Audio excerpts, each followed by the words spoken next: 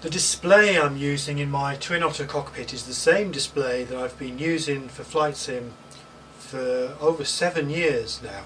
The reason for that is it's actually a very good display. It's a 3-screen display. Now, one of the consequences of using a 3-screen setup like this is you get a very unnatural aspect ratio, and in fact a wide aspect ratio such as this one, or even worse the 5:1 ratio, really isn't suited to using FSX if you're going to rely on the virtual cockpit, that is. And that's because you're looking at the world through a very narrow letterbox shaped slit. Now of course things are very much different if you're going to, as I have here, use a separate instrument panel and control panels and controls. And I think you'll probably agree that in this cockpit the view out of the window on my widescreen display is not too far short of being realistic. But we do have an option of putting monitors at the sides using some kind of technology to give us some peripheral vision. And what I'd like to do is to put a monitor at 90 degrees really to the front view on each side. It just so happens that the space that's available to each side is about the right size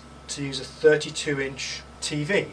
That's in portrait mode. So that's what I'm hoping to do. Now the problem with doing that, and the reason I've held off really thinking about this realistically for so long, is that it opens up a whole can of worms. You need to move to a multi-computer setup. There's no way to really do this on a single computer. Now to do this does drive up the complexity of the setup, because let's imagine we're going to drive both side views from the same PC. That PC needs to run FSX independently. All the add-ons that I'm using in FSX, possibly including the aircraft, definitely including all the scenery products, which means all the Orbix airports and the weather generating products, Rex textures and so on. All of that needs to be installed identically on the second PC, and then we need some way of synchronizing the views between the two PCs. Now, you've probably heard of something called wide view. That's traditionally been the way of doing that. There is an alternative, which is the one I'm thinking of going with. You've probably heard of Opus FSI, which started out life as a weather program, but it does lots of other things. It does real world weather. It does, I think, cockpit motion effects, kind of like EZCA, which is what I'm using on here. But for our present purposes, it has a thing called,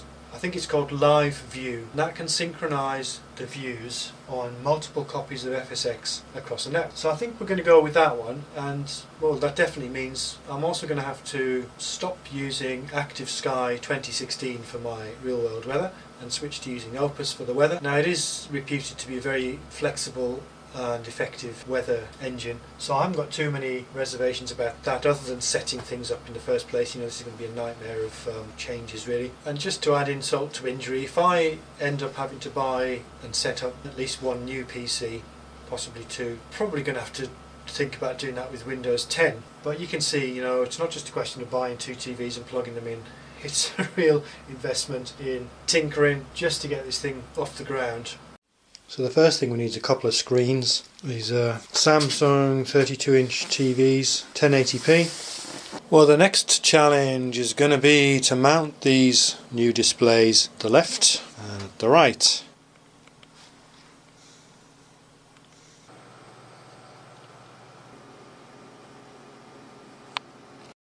Well, there's something of an impression of how this is going to look. It's just a very rough and ready experiment here. I've got the right hand side view visible there, and it's not matched up very well. There's something of a compromise required here, because essentially I don't have a full width cockpit. So what I'm showing on the right hand side is the view from the right seat, whereas my main display is showing the virtual cockpit from the left seat.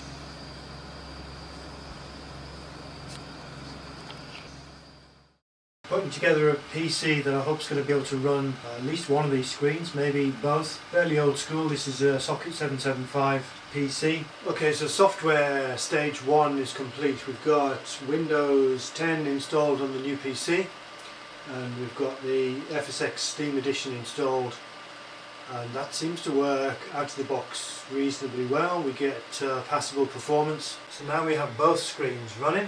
This is obviously not the orientation that the screens are going to be used in live. I've just got them set up side by side for convenience here. I've got FSX set up here with the trike.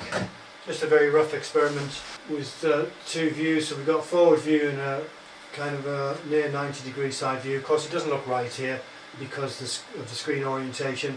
But you know, it tells me that we're kind of in the ballpark. It may actually be possible to get these two views running in some fashion on a single PC, which I wasn't optimistic about.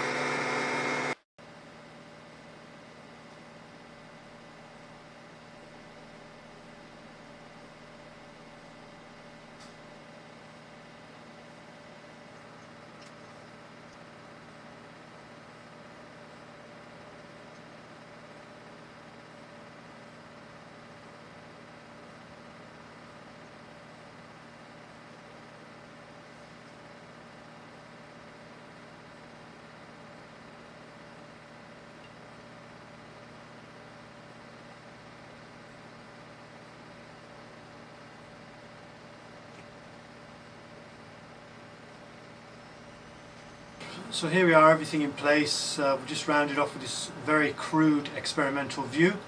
I've got the twin Otter on the main PC, and then I've just got the default Cessna 172 providing the side views roughly lined up. It's very crude, but it just gives a bit of an impression of where we're going. We've got a lot of work to do on how to make the side views work properly.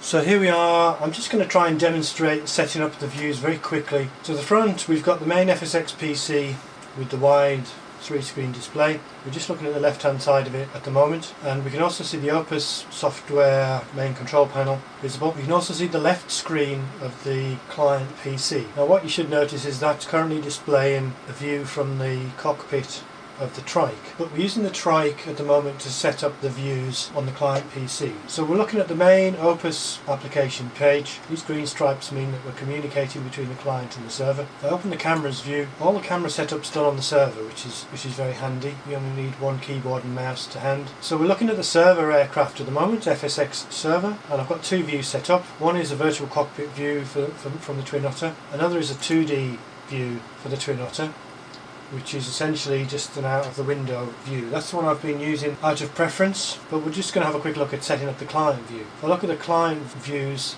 instead of the server one, if I go to select computer system, I can look at my client system.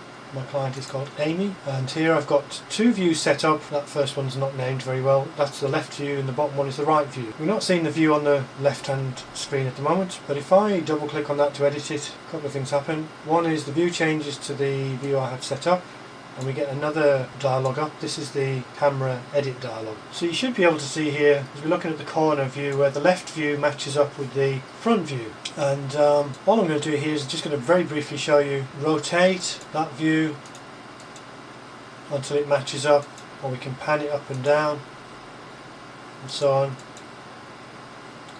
Now I'm just going to cancel out that because I don't want to save those edits. Now if we go back in, and we can set the zoom as well, and we can do all sorts of other interesting things. So those views are now live. If I go into slew mode on the FSX PC, and if I just move the aircraft, so I'm rotating it to the left, you should see, for example, the Orcas Island sign there.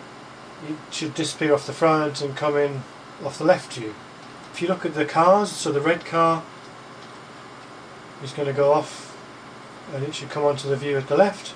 The blue car and the white truck. So this is just a default air strip, although it's in the Orbix Pacific Northwest region, and we've got snow on the ground. Again, this view is taken from, it's a bit of an odd view, and of course my head's in the way of most of the important stuff here, but the important thing to notice is the view isn't going to line up quite the same way as it will do from the pilot's seat, so bear that in mind. But also, again, I haven't spent a lot of time refining this view, so it's fairly rough and ready. So yeah, experimenting with setting up the scenery has really brought it home to me how much of a difference this Orbix global package makes. For a while I was running with the global base on the main PC, but default scenery on the side PCs. And you know, running this way, if you thought about buying the Orbix global base package at least, and you've dithered about whether that's going to make any difference or a significant difference, you know, this should convince you that there's just no comparison between the FTX Global and the regular default FSX scenery. You know, the default scenery just looks ridiculously cartoon-like, barren, completely inaccurate and unrealistic. So if you buy the global base package and the open land class package, it just makes a phenomenal difference, and it's very, it makes the countryside and the landscape look, broadly speaking, realistic. So we've got this working pretty good now, probably as good as we're going to get it with this hardware setup anyway. It's the Royal Newcastle Aero Club.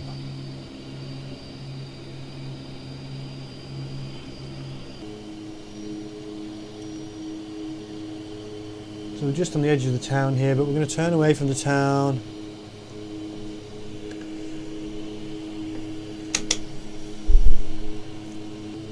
I really like just the depiction of these rural areas, particularly little farmsteads and homesteads that we fly over. So you can see we get fairly smooth performance with this setup. The side screens are fairly responsive. This is pretty much as good as it gets, at least with my present installation. But again, on this approach, we're getting good smoothness, usable smoothness on the side views. Got a little bit of a crosswind going here if you look at that windsock. Going to try and put it down as close to the threshold as we can, and think about a little bit of reverse if we need that.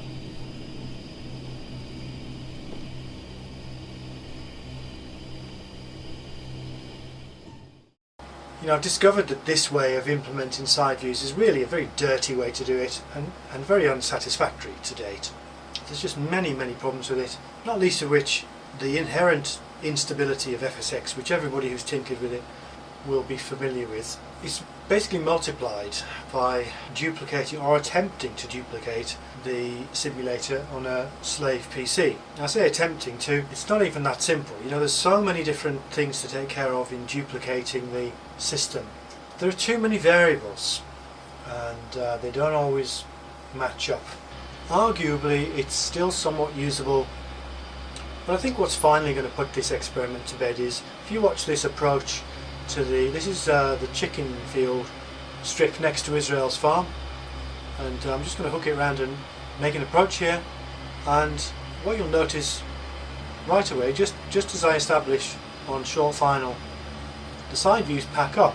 And what's really interesting is I didn't even notice this until after I'd landed and stopped the aircraft at the end of the taxi, and that really suggests that in terms of peripheral vision, these views are pretty much irrelevant.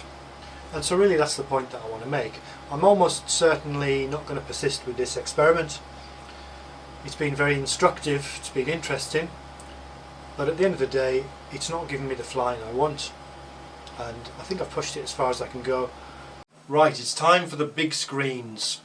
Now if you haven't been following along, let me just explain what's going on. For the past 7 or 8 years I've used this display, and latterly have incorporated it into my twin Otter cockpit. This is a 3-screen display using 19-inch LCD monitors. These are old-fashioned 4x3 or actually 5x4 monitors, 1280 by 1024 pixels. Very good quality NEC monitors, but it is time to go bigger and wider. Now I have a set of 3 32-inch TVs that I'm planning to install. Now the obvious problem I'm going to face with this is that this into this will not go. It's too big, and 3 of them are simply not going to fit into here without some modification. So I've identified so far at least 3 different engineering problems I'm going to have to solve. The first one is everything you see here above my head is going to have to go up by about 10 centimeters. I need to measure that precisely. I'm estimating it's about 10 centimeters. That's the difference in height between the old monitors and the new monitors. Engineering problem number 2 is these side supports have got to go, because they'll be right in the way of the new monitors, which will come out much further.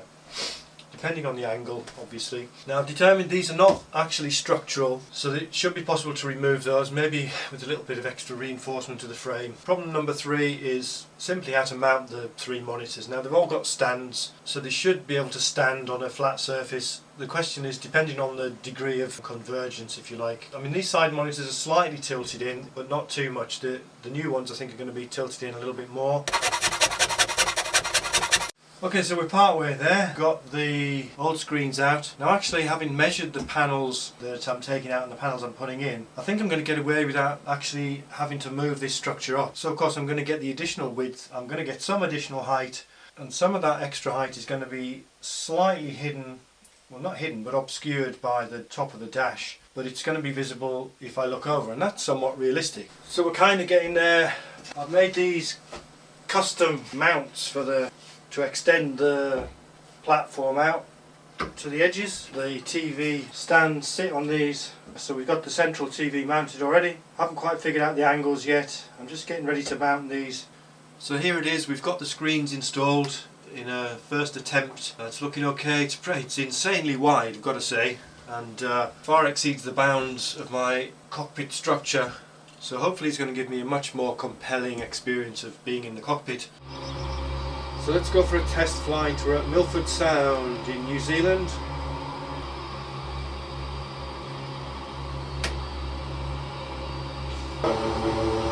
Balancing it a little bit. Oh, that's tough. Bit of aileron. That was okay. Trees. Whoa, a little bit off the mark there. Okay, that was one wheel down first. So there we are, first experiments with the new setup are very encouraging, seems to work pretty well. Gives an amazing wraparound kind of feel, you know, peripheral vision is well and truly filled. I think we've got about 160, maybe even 170 degrees. Could do with being a little bit higher. Quite a lot of the view to the front certainly is obscured by the panel. There is a benefit to having that view low down, which is at the sides. I'm getting something of a kind of slightly downward view. It's almost like I've got part of the side. If you watched when I was doing the experiments with the side views, it's like I've almost got part of that side view back. So that's helpful. I like that.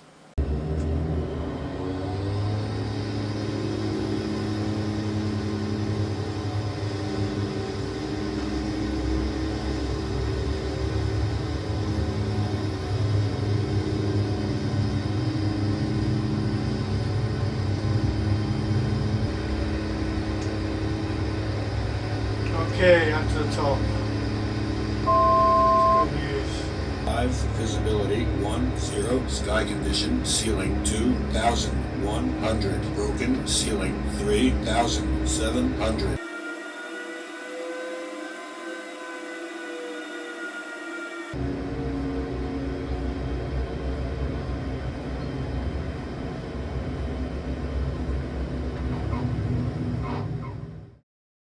Some more changes in the cockpit. I've gone further with the screens. I've got both side screens now angled downwards and giving me the sideways views. And I have to say, I do think this is the best display combination that I've tried to date. And it's the one I'm going to keep for now.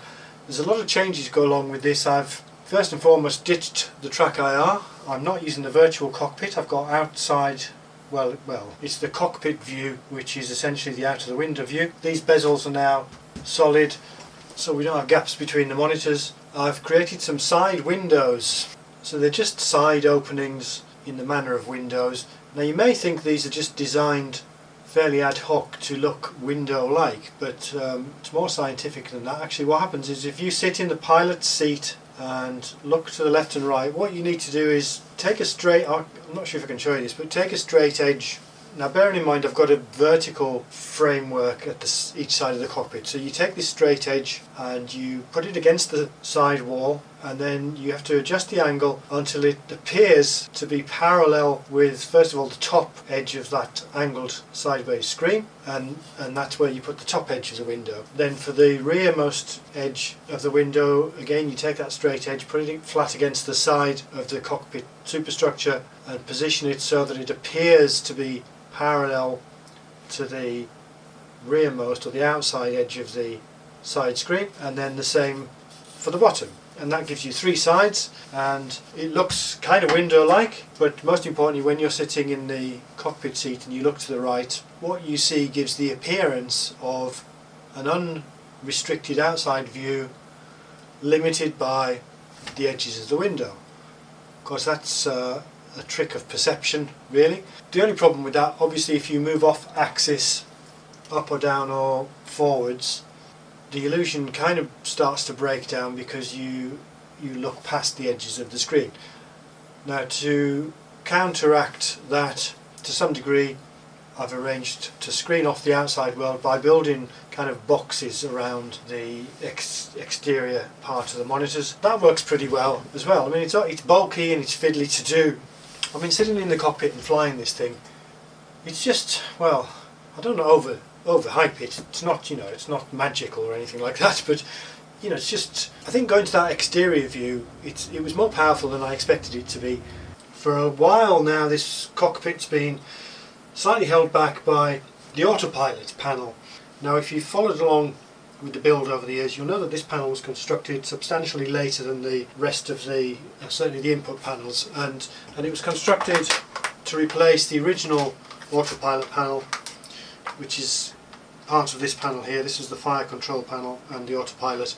And so I've constructed this Autopilot replacement panel not to the same standard as the rest of the panel. It's visually not particularly appealing, and there's another aspect which has become increasingly interesting to me, and that is, with the exception of the instruments and the GPS, everything is input only, so there's no lights or digital displays or readouts of any kind on the panel, and I think it's time to have a go at doing some of that. Okay, let's see what we've got. Been doing a bit of internet shopping to stock up for this project. So we've got an Arduino Mega 2560, there it is. It's not a real one, it's a branded Elgoo clone. We've got some resistors, LED 7-segment displays. Oh, we've got a whole bunch of LEDs. I've got the Arduino plugged in to the AirManager PC. AirManager runs the panels on a separate PC. Of course AirManager supports hardware devices these days, and it supports, among other things, the Arduino Mega 2650, which is what I have. What I've done so far, I've established the proof of concept, if you like. I've got the board plugged in here. It's kind of helpful. The Arduino, this Arduino has you should see a light blinking on there. That's the transmit or the receive light, just to show that the board's checking in with Windows. There's another LED to the right of that, which is the one that can be controlled just as if you'd plugged in an LED to one of the digital outputs. And I've actually hooked that up to my yaw damp switch. So if you watch that Arduino board, I'm going to toggle I'm toggling the yaw damper on and off.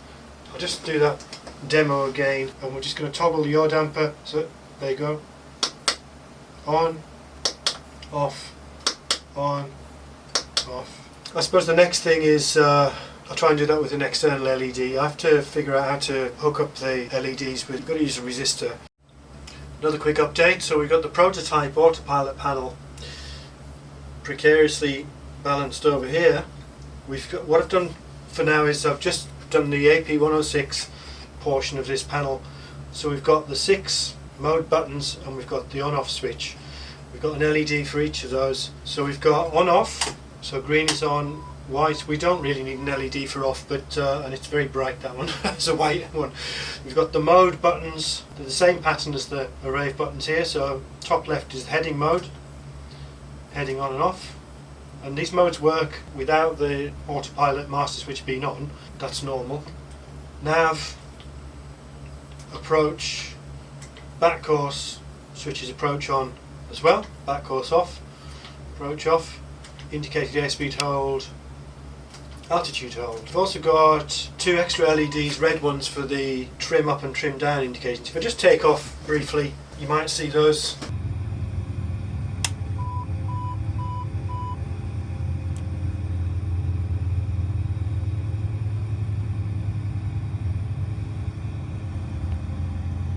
Getting this to work was almost trivially simple, and I think AirManager is, for now, definitely the way to go.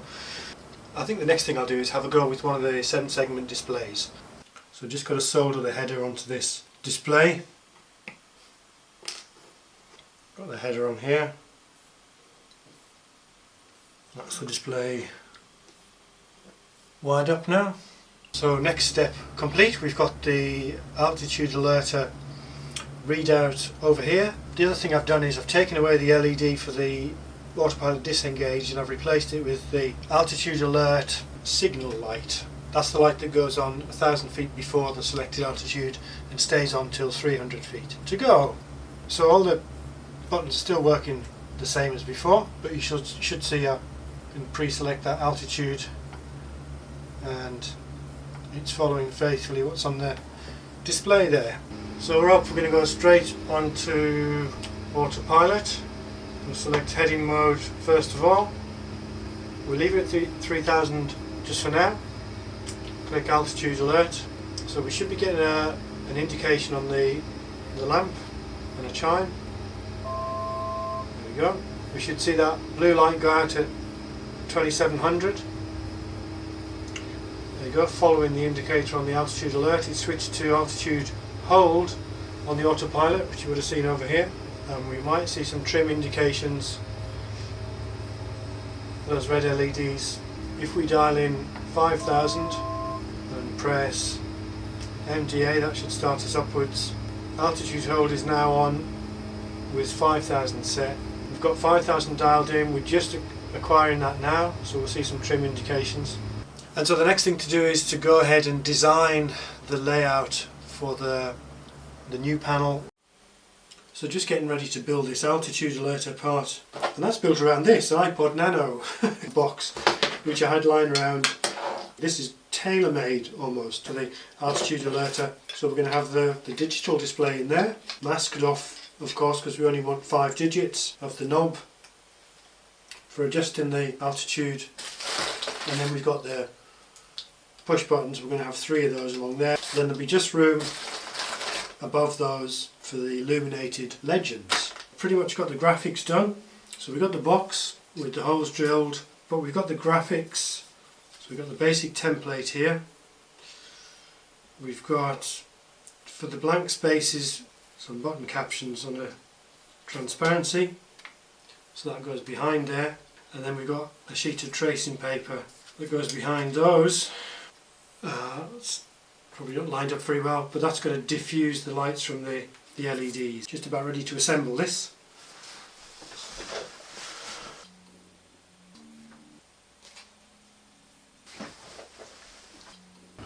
Okay, so we've got an altitude alerter built and functioning. At least the outputs are functioning. I haven't wired up I have wired up the switches, they're not connected yet. But for now, we operate it from the old switches, but all the indicators are functioning. I've just zoomed in so you can see the new altitude alerter display, but you can also see the indicators over here.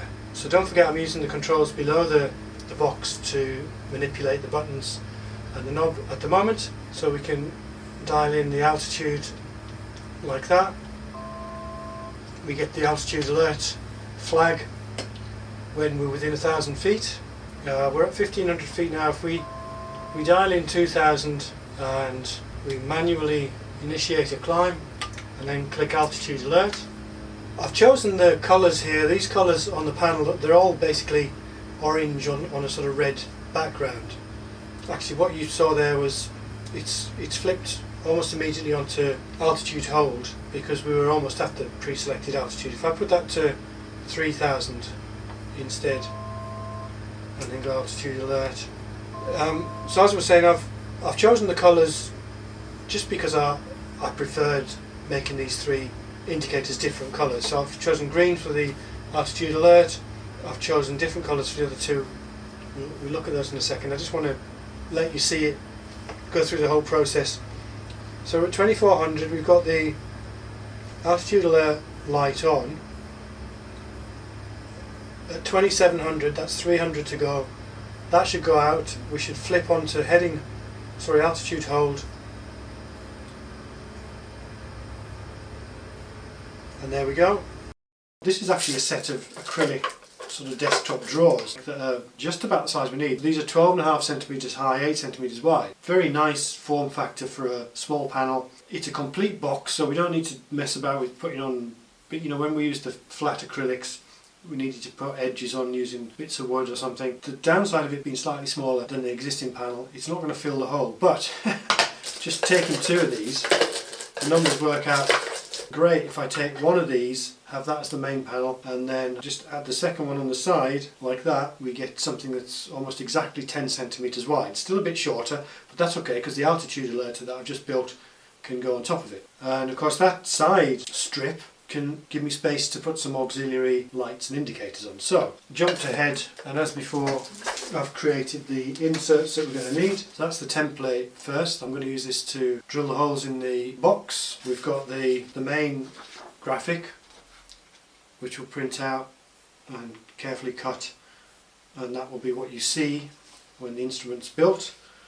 And all those square rectangular grey areas are cutouts, and behind the cutouts we have a transparency with all the captions on. These are all the illuminated captions, and of course each of those has an LED mounted behind it. So that's where we're at. Just got to go and I think drill the box next. So we've got a panel built now. This is the new Autopilot panel. This is how it's going to look. You can see we've got this extra annunciator panel down the side. Got a few things on there. So it's just a panel at the moment with the switches mounted. Nothing's wired up yet, no LEDs. The next thing to do is to figure out what LEDs I need to put in there.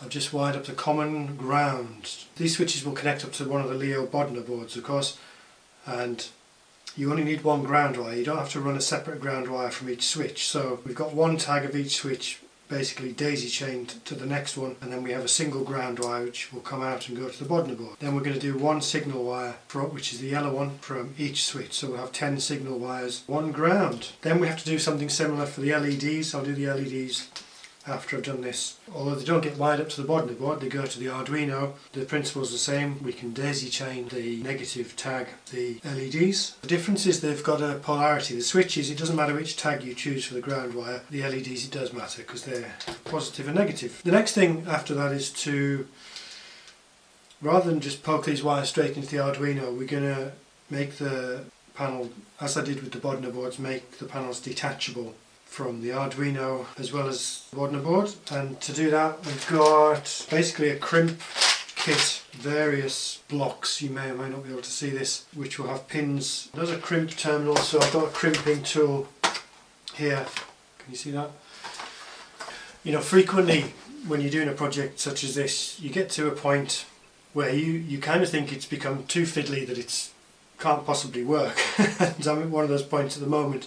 You have to hang in there and trust things will be okay. What I've done at the moment, if I just explain what I'm talking about, so I've got onto the LEDs at the moment. I've prepared each of the LEDs. I've soldered the resistor onto the positive side and a long tail for the signal wire, and I left the negative or the ground terminal just sticking up. The fiddly part is I'm mounting these in the little cells that I've created in the back of the panel, and the difficulty is getting them pointing in the right direction, you know, roughly in the centre of the panel. I've just done that by, you know, using the world's most useful tool, which is the cable tie. I've used that for everything, and I've just put the first 4 LEDs in there. We've got 2 yellow ones in here, and we've got 2 red ones in here. You can see they're not centred quite in the slots, but the trick is really to get them in there, and then you can fine tune them just by bending the wires. So the LED is basically just sitting on the end of the wire, and you sort of bend it to point in the right direction. Once it's pointing in the right direction, it's fairly robust, it's not going to move. So I'm just going to put them all in, wire them up, and then I can do the final positioning. You can see I've now got the altitude alerter mounted on top of the new panel. That's pretty good. Got a lot of the LEDs in place now. I've just done one that bears some remarks. This is for the ice warning gauge, which you may know. It's a gauge that can be lit up with 1 of 3 colours, and so I've made a cluster of LEDs for that with the 3 colours. That's going to work out fine. That's going to go basically just in here behind this top aperture. And another unique one I'm going to be doing is the one for the left and right beta range indicators, which are very small. As I say, I'm going to have 2 of those, perhaps using the drinking straw method. So crack on with that. So there we go, the construction is pretty much complete. There it is from the front. And if I turn it around, you'll see what a bit of a rat's nest the back is. You wouldn't imagine there'd be so many wires coming out. That's for the altitude alerter, that's the switches, and that's the LEDs. So they're all wired up now and it's ready to go. Now it's not quite ready to go because I've got to, the ends of these wires are all unfinished. So I've got to get this crimping tool into play next. Basically I think I can just put pins on the ends of these, and then pins, I think you can then just shove them into those connectors. So here we go, just the last little experiment. We can see a couple of the lights working. That's a nav capture, don't know which is which at the moment. Trim up, auto feather arm, heading mode, wing ice, nav capture. So that's about it. Now this video series has got over 50 videos by now, and you've probably, if you've watched along, heard me say many times that nothing is going to be as simple as you expect it to be. I'll give you one last example of that. Now you may recall me talking about making the panel detachable, and doing that by way of building some plugs and sockets using these crimp pin terminals. These are called DuPont crimp terminals or something. I'm saying terminals because this one's a pin, but we can do pins and sockets. I'm just doing pins because these go into the Arduino directly. Now the problem with this is there is a tool. I bought the tool. This is the proper tool. This is I think an SB28. It's not made by DuPont, but it's a faithful copy. Sorry, SN28B it's called, and it will crimp different thicknesses of crimp connectors. The ones we're interested for this application are the 0.25mm connectors, which are the smallest. Now along the way I've discovered an entirely new subgenre of YouTube videos, which is how to crimp DuPont connectors with one of these tools, and there are literally tens or possibly even hundreds of videos. There's no way you'll see this on the video. These are insanely small, but it's not at all easy to use. It's insanely fiddly. You should plan to buy many more of these pins or these sockets than you're intending to use. They do come in, this one came with I think 210. You can get them in rolls of 1,000. Plan to throw away, 25% of the pins. Okay, the new Autopilot is finally up and running. You can see all the indicators there. If you press the test button. A huge step up from the previous incarnation of the Autopilot panel, which is this one here. You'll recall it's now been butchered. But if we go to Autopilot now, it'll hold us in this turn. We'll give it a altitude alert, and that will take us up to that 3,000 feet. We go to nav hold. We've got immediate capture because we're on the GPS. And it's going to take us to Barton. So you can see we've got the altitude alert flag there because we're within 1,000 feet of the destination. That's gone out because we've passed 300 feet to go. It's levelling out now. You should see the trim up and down indicators going there as well.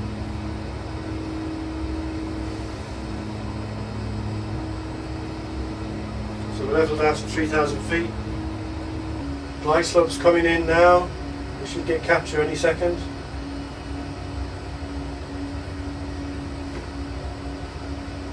There it goes. So we're on the ILS. So there we go, that's it for the Autopilot. I'm kind of inspired to think about new panels.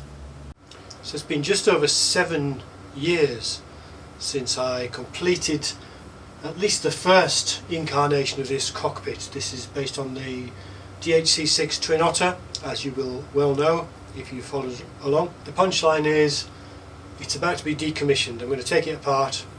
I want the space back, basically. Not sure what I'll do with all these panels. It'd be nice to think somebody would like to buy them all.